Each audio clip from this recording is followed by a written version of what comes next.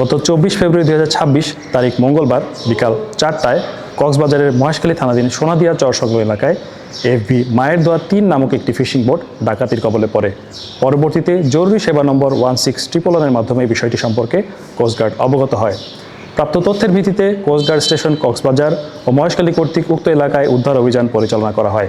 অভিযান চলাকালীন আভিযানিক দল একটি সন্দেহজনক ফিশিং বোটকে থামার সংকেত প্রদান করলে বোটটি সংকেত অমান্য করে দ্রুত পালিয়ে যাওয়ার চেষ্টা করে। অতঃপর আভিযানিক দল বোটটিকে থামানোর উদ্দেশ্যে 5 রাউন্ড ফাঁকা গোলা ফায়ার করে এবং ধাওয়া করে আটক করতে সক্ষম হয়। পরবর্তীতে বোটটিতে তল্লাশি চালিয়ে 3টি দেশীয় আগ্নেয়াস্ত্র, 4 রাউন্ড তাজা কার্তুজ ও 6টি দেশীয় অস্ত্রসহ কুখ্যাত ডাকাত জাহাঙ্গীর বাহিনীর প্রধান জাহাঙ্গীর ও তার 8 সহযোগীকে আটক করা হয়। এ সময় ডাকাতের কবলে পড়া বোটসহ 4 জন জেলেকে জীবিত উদ্ধার করা হয়। প্রাথমিক জিজ্ঞাসাবাদে জানা যায়, তারা দীর্ঘদিন যাবৎ সমুদ্রে ডাকাতি করে আসছিল।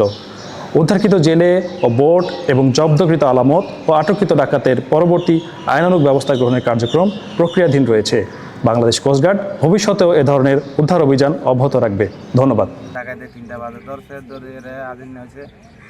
আমরা কোম্পানির জানানোর পরে কোম্পানি কোস্টগার্ডকে জানাইয়া কোস্টগার্ডকে আমাকে উদ্ধার করছে। আমাদের জেলে বাইরে যখন সাগরে মাছ ফিশিং করতে যায় তখন বিপদের মধ্যে পড়ে যায়, জলদস্যুদের কবলে পড়ে যায়। বিশেষ করে সোনাদিয়া, হাতিয়া, কুতুবদিয়া জলদস্যুদের কবলে পড়ে যায়।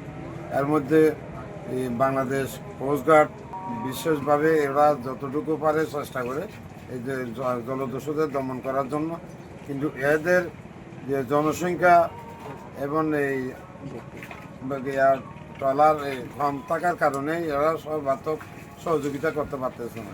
আমি অনুরোধ করব যে বাংলাদেশ কোস্টগার্ডের জনসংখ্যা বৃদ্ধি এবং বোটগুলো আছে, ট্রলারগুলো, এগুলো আরও বৃদ্ধি করার জন্য, এটাগুলো যদি বৃদ্ধি পায় তাহলে আমাদের জেলে ভাইদের উপকৃত হয়, বিশেষ করে যারা সাগরে মাছ ফিশিং করতে যায়।